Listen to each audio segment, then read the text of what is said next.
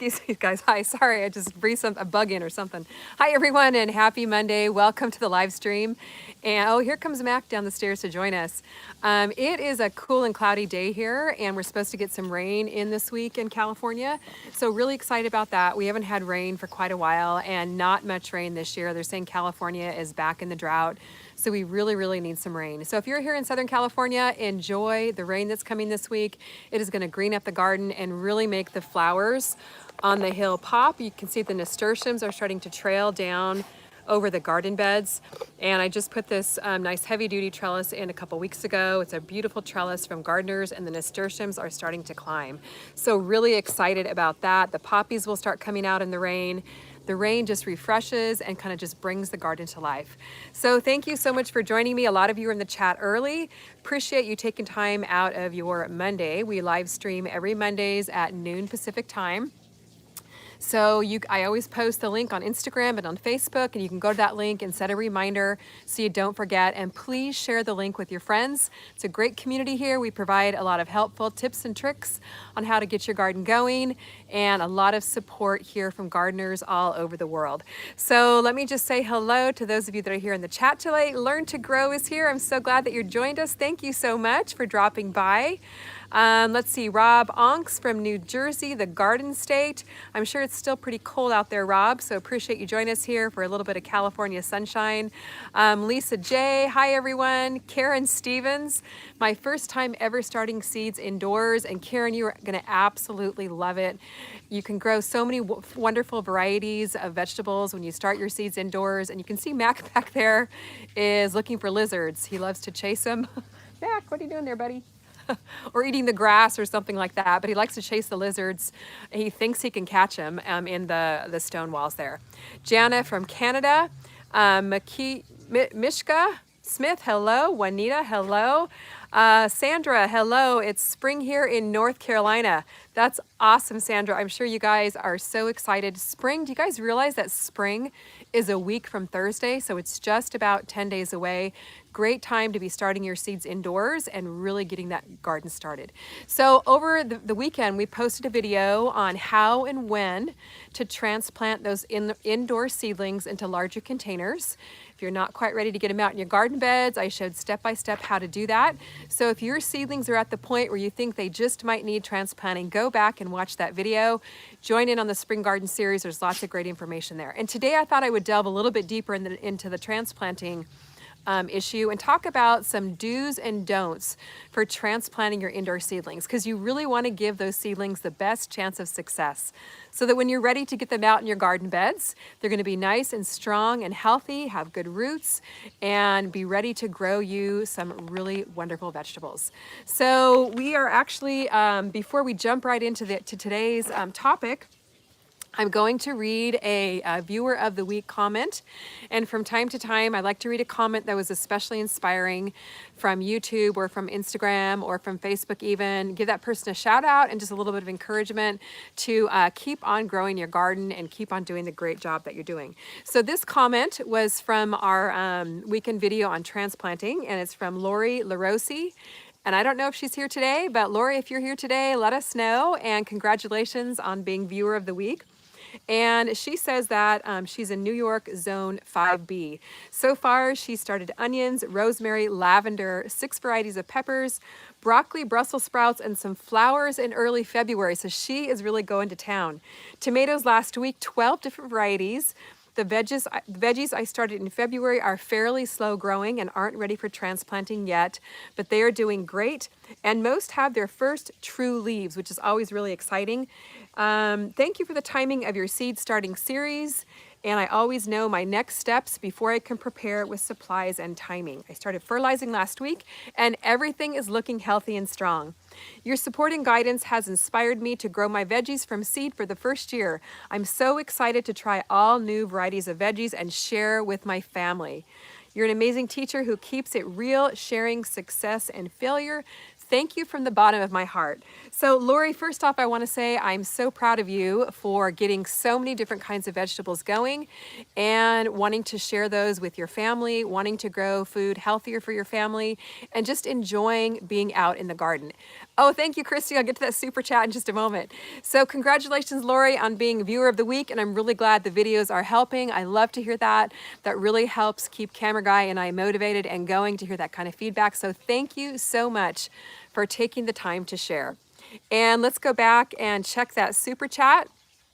That is, let me see if I can find it here. Oh, here we go. It is from Grace Holland. Hi, Grace. Thanks for being on here today. And Grace super chatted $2 and she says, thanks for the info on drip irrigation. Grace, I'm so glad that you're able to make good use of that info. We posted that video, I think it was a week ago. And drip irrigation, if you live in an area where you don't get a lot of water, is definitely the way to go. Will save you time, save you money, and just really help your garden get the water that it needs to be productive. So thank you so much, Grace. I really appreciate your support there. So, okay, guys, let's jump in. And the first, this is actually a don't for transplanting your indoor seedlings, is don't transplant them too early. Now, let me just back up a little bit. When I'm talking about transplanting, I'm talking about if your garden beds aren't ready, like we talked about on the video over the weekend, if you've got cool weather veggies in like I do, or if it's still too cold wherever you live, maybe you're still waiting for it to warm up. Maybe you haven't passed your last frost date yet. So sometimes we do need to transplant our seedlings that we're growing indoors into larger containers. And go back and watch the video for all the info on that. So for example here, this is a seedling that was started on January the 19th. So it's about 6 weeks along. And it's getting quite tall and quite lanky. The clues we talked about are looking for roots coming out and looking for 3 or 4 sets of true leaves. This definitely needs transplanted into a larger container. So we did that in the video on Saturday, that we released on Saturday. Here's one of the tomatoes I've already transplanted. Now, as we talked about in the video, you want to wait until they have 3 or 4 sets of true leaves. So here we have 1 set of true tomato leaves. We have 2 sets, 3 sets, and then another set coming out the top here. Now I had someone ask me or post on Instagram a picture of a couple of seedlings that only had their little baby leaves, like this one right here. And they were telling me that they're going to be transplanting their seedlings, and the seedlings just had these little baby leaves. So don't do that, guys. Don't do it too early. You want to wait till your plants are good and established, either in the peat pellets or in little containers. They don't need transplanting at just the baby leaf stage. If they only have this teeny tiny baby leaf, they don't need it yet. And you're also going to disturb the roots of the plant and disturb the plant itself. And at that young stage, they just don't have the strength to possibly withstand a transplanting. So you don't need to do it until they have 3 or 4 sets of true leaves and you see the roots coming out the bottom. So on this one here, you do see some roots coming out the bottom, but it's still a pretty young seedling. These were started about 3 weeks ago. They only have 1 set of true leaves and 2 sets of true leaves. So they're really no need to transplant them yet. They're just too small. And I'm hoping that I don't have to transplant them, that they'll be able to stay in here about 3 to 4 weeks longer. And then by that time, my garden beds will be ready and I'll be able to pop them out in the garden beds. So don't transplant your seedlings too early. There's just no need to. Let them grow into strong, healthy seedlings and be about 6 weeks in the larger pellets, roots, and 3 or 4 sets of true leaves before you transplant them. So just keep that in mind as you're going throughout the transplanting process. Now, I did have a question. Oh yes. So one thing that you guys, I wanted to let you guys know, and I did mention this in the video on Saturday, is that throughout this Spring Garden series, we are working our way through my book. There are pictures of everything in here, pretty much everything that I talk about. Let me find the chapter here. Pretty much everything I talk about in the videos are written down here for you in my book, so you can use this as a reference out in the garden. So maybe you can go back and watch the video again. Maybe you can take this outside. You can see pictures of the roots, of the leaves, of everything you need to know. Oh, it's starting to rain. step-by-step processes. So grab this and use it as a resource. That's exactly why I wrote it. So you have everything written down for you. Some people learn through video, some people learn through seeing things written down, and some people learn through both. I feel like the more input I have, the better. So grab this book over my website, CallieKimGardenandHome.com, and I've paired it with the Spring Garden Seed Collection. So you can get $5 off, save yourself some money, and get going for as inexpensively as possible. So great resource for you to refer back to as you're growing throughout the spring garden season. Okay, let me jump back here into the chat and check out any questions, comments, things that are going on here. And let's see here, Everything Sunflowers and More, our moderator is posting some video links and things like that in the chat. So make sure you take advantage of those to get all the information that you need. And Sister Marcel says, I just realized I have seeds started for 29 different peppers, hot, sweet, and bell. 29, wow, you're going to town there with the peppers. You're gonna have plenty for salsa, pepper jelly, all kinds of stuff. Great job getting them going. And hopefully you have space in your garden for them as well. It's gonna be a lot of fun. Okay, let's see. Tiny Tim seeds germinated, learn to grow. That's fabulous. I love Tiny Tims. They're a great dwarf tomato, a great container variety if you don't have a lot of space. Okay, Pam Jones, been having trouble finding the worm tea in my area. Looks like I may have to order it. Okay, yes, go on to vermistera.com, Pam, and use my code CallieKim. You can get a 10% discount on that. And they do have some free shipping specials. Their tea is excellent. I highly recommend it. I've used it in my garden for about 4 years now and really seen some great results. So make sure you take advantage of that discount code to get yourself a discount on that. And they are very fast with shipping as well. Okay, Sweet Potager Gardening, hello. Will peas grow well in bright shade, indirect light? Sweet Potager, they do need a couple hours of sunlight a day, and they'll grow best in the cool weather. So if you can get them 3 to 4 hours of sunlight a day, they still will grow in indirect sunlight. I have some up here on my hill. I don't get a lot of sunlight on my hill in the wintertime. They will grow, but they will grow very, very slowly, and you won't get as many peas off them. So give it a go. As long as the temperatures are under 75 degrees, they're gonna do well. Once the temperature goes like 75 into the 80s, they do start to dry from the bottom up, and that's just a response to the hot weather. They don't do well in hot weather. They're definitely a cool weather vegetable. Okay, Nisha, your tomato plant died. I'm so sorry to hear that. I was trying to overwinter it. Okay, yeah, sometimes it just gets too cold and it works. Sometimes the overwintering will work and sometimes it won't. So it really just depends on the cold exposure, if you get frost in your area, and what kind of sunlight you get. I've got a couple that overwintered right in the middle of my garden that are in the sunniest spot in my garden, and they're doing very well. But I had others that died in other sections that didn't get as much sunlight. Okay, Clarice, question. In your last video about transplanting, you didn't separate your peppers. Will you separate them when they go into your garden or leave them together?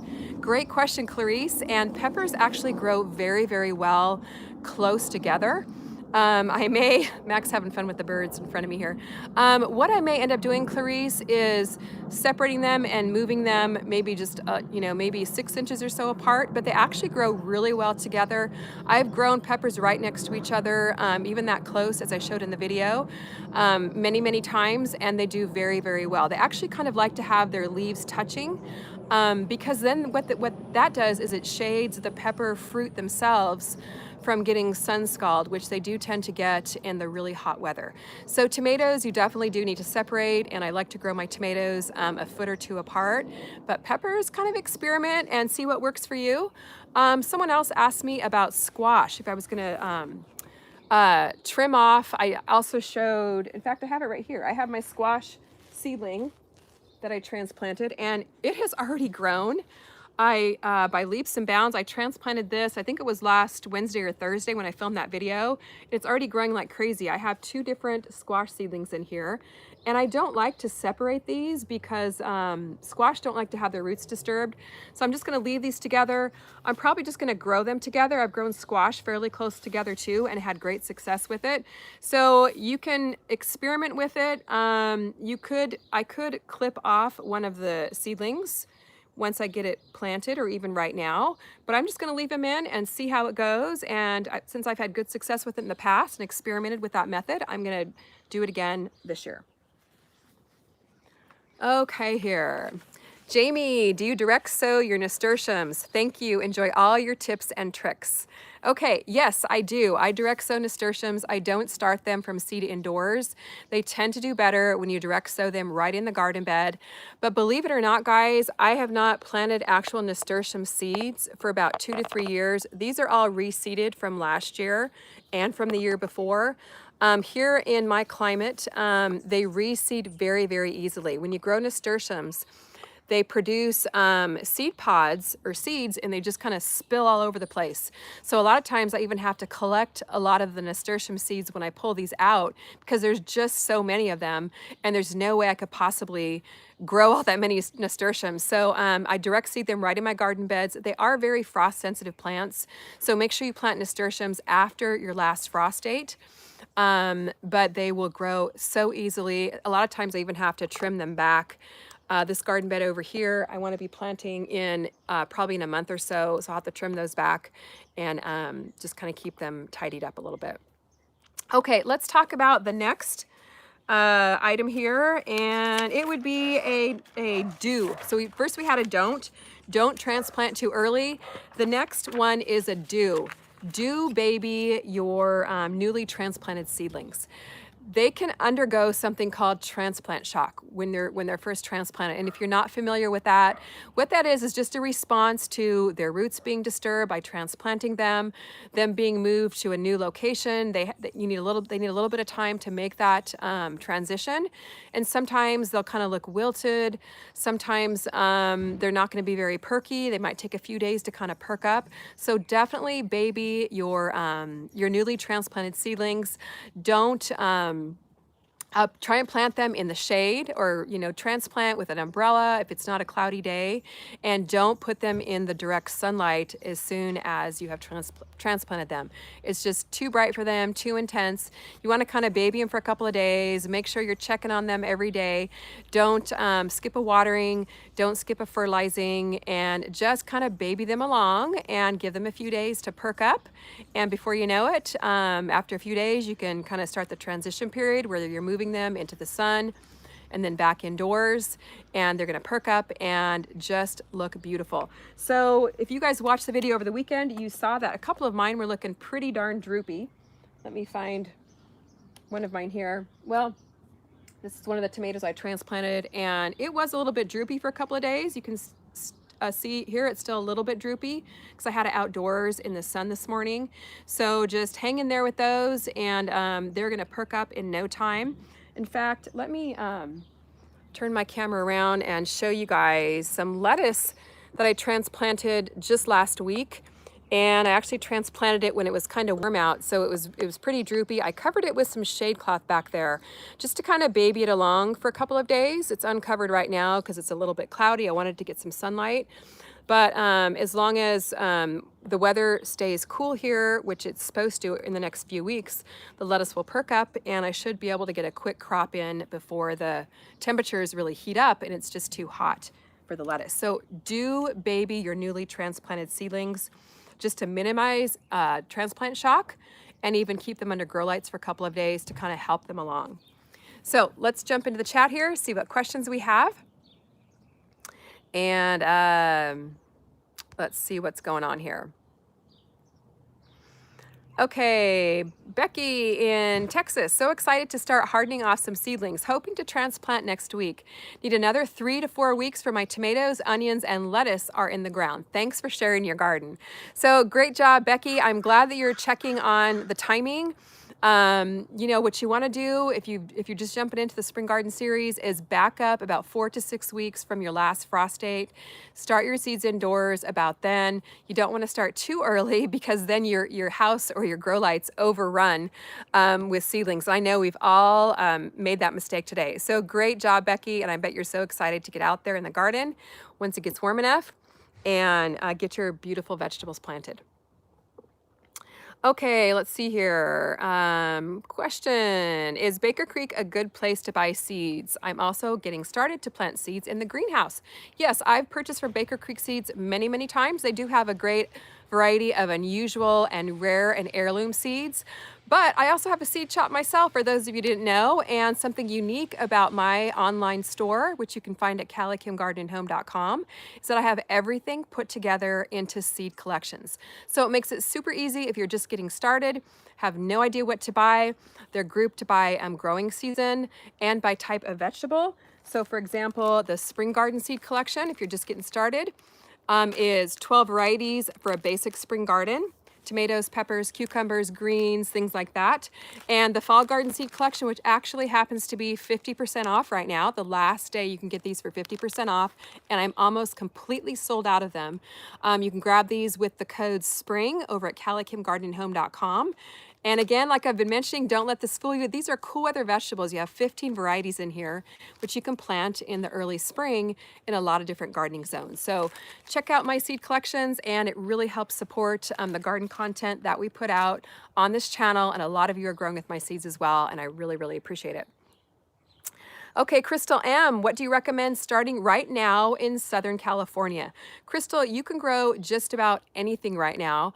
Go back and watch the how to start seeds indoors video that was posted maybe 3 or 4 weeks ago on the Spring Garden series. And everything you planted in there, you can plant right now in California.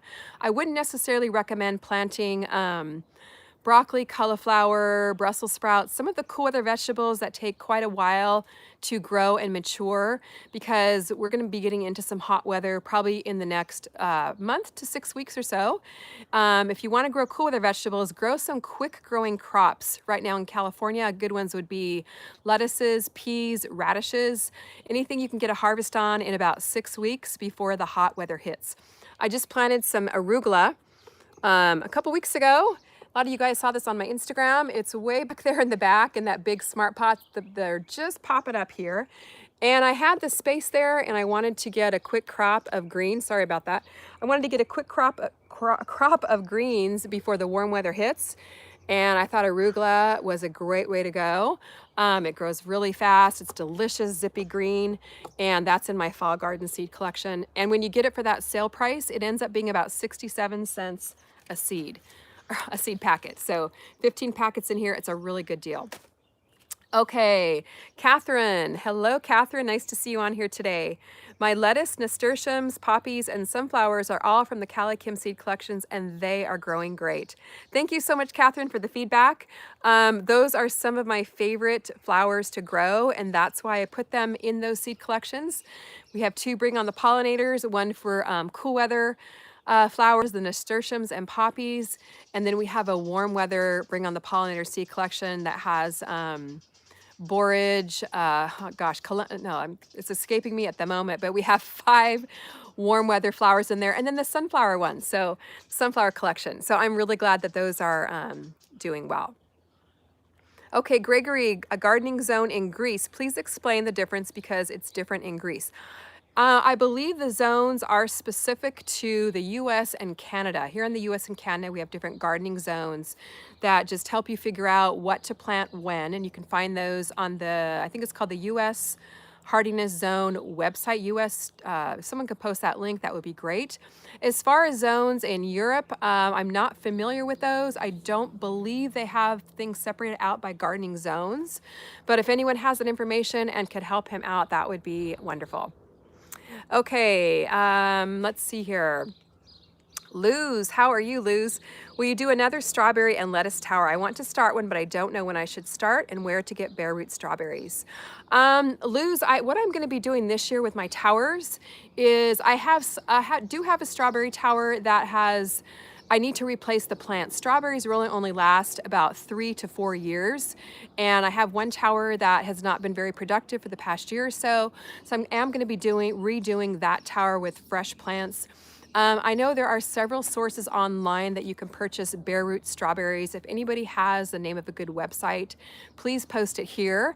I myself prefer to purchase the strawberries in the 6-packs, which are pretty readily available here at local garden centers, fairly inexpensively, just because I'm not very patient and I like to get a crop going as soon as I can. So I'm actually going to be heading out this week to try and find some strawberry plants and hopefully be redoing my strawberry tower very soon.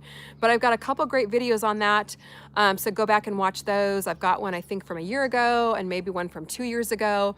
And you can pretty much get those started anytime, especially here in California. And I'm sorry, Luz, I don't remember what state you're in. I know I should know that because I've sent you several different things, but those I would go ahead and get going right now. Okay, let me jump here into the next tip here, do's and don'ts for transplanting. So far we have, don't transplant your seedlings too early. Do baby your newly transplanted seedlings. Number 3, actually I already mentioned this, don't transplant in full sun. So if you take your seedlings outside and you have a little transplant station set up outdoors like I did the other day, make sure you're doing it in a shaded area. Put an umbrella up, do it under a tree. Don't do it in full sun because those little baby transplants, if you've had them growing inside and you're bringing them outdoors to transplant them, you're going to be disturbing the roots. You're going to be pulling them out of containers, peeling off the netting from the Jiffy pellets, and they're going to be a little stressed out. So if they're in bright sun, you're going to see them wilt and droop very quickly. So again, baby them, transplant them in the shade, give them the best chance possible of avoiding the transplant shock, and then they'll be able to perk up that much quicker and grow into strong, healthy seedlings. So I did already mention that. So we're going to go ahead and mention my last do or don't here, which this happens to be a do. We've got to have the positive along with what mistakes not to make, right? And this last one is do start backups after transplanting. And this is so important because in the transplanting process, it is possible that you could lose some plants. We're going to minimize that as much as we can, but it is possible that you could lose some plants. We always want to be ready for that and have some backups going. So that's one of my projects to do this week because I've got a lot more plants to transplant indoors that I'm in the process of moving outside. I've got to get all of these little seedlings transplanted. You can see that they are definitely in need of larger containers, and I've already got some backups going, but I want to get more going and start more different varieties. So get some more going. You're going to be hopefully clearing out some of your seed starting space, starting to harden off your vegetables over the next several weeks. So get some going either in the little peat pellets, in the little containers with soil. Go back and watch all the seed starting videos in the Spring Garden series, and definitely get backups going. That way, all along the way, if your seedlings die once you get them outside, or if you have a frost and they get left outside, any kind of storms come up, the pests, the animals get them, there's all kinds of things that can happen. You're not going to be left without seedlings to plant in your garden. So I always say have a few backups going. And you definitely don't want to place all of your eggs in one basket. Okay, guys? So let me jump into the chat here. We've got a few minutes left in the live stream. This has been a lot of fun here today, but we're going to breeze through as many more questions as we can in the next 5 minutes or so. All right, let's see here. Is it too late to, this is from Shayla, is it too late to start spinach, kale, and lettuce in Jack's, Florida? Okay. Not real familiar with where Jack's, Florida is. I'm imagining that it's going to start getting warm here in another 6 to 8 weeks. So what I'd like you to do is look at the principles of cool weather vegetables versus warm weather vegetables, and then evaluate what the weather is like in your area. So cool weather vegetables do well in temperatures of 75 degrees or under, and warm weather vegetables do well in temperatures of 75 to 90 degrees. So again, I've got a whole section here in my book on cool weather versus warm weather vegetables and the temperatures that they grow best under. So take a look at that and then evaluate what the weather is in your area, and if you have enough time to get a harvest of those vegetables before the weather changes. So that's just kind of a couple good principles that you can go by so that you don't always have to find a specific answer to that question, but just know cool weather versus warm weather vegetables, the different ideal growing conditions, and then you can evaluate based on your area when they plant. So Christy, thank you so much. Thanks for that. Okay, Vernice Valero, thanks for all the great information. You're very welcome. Sister Marcel, when transplanting grapevines and bare roots, is it safe to use a large container? I've never done bare roots. Let's see. I did plant some bare root berries and I planted them right into the ground. Yeah, you could I actually have been doing some cuttings of some of my berries, and I planted them in 5-gallon containers. That's the largest I've done with that. But I think it might be better to transplant it in a smaller type of container, like a 5-gallon or a 1 or a 2-gallon. Kind of get them bigger and stronger, so they're not too terribly overwhelmed. And then, as they get stronger and bigger, you can transplant them into larger containers as they grow. Okay, Rebecca, what should I do if my lettuce seedlings are at a halt and are growing outside? Help. Okay, Rebecca, it could be, it's possibly either too hot for them, or maybe it's getting a little bit chilly for them. If it gets above 75, 80 degrees, they're gonna struggle in the heat. So I would use shade cloth.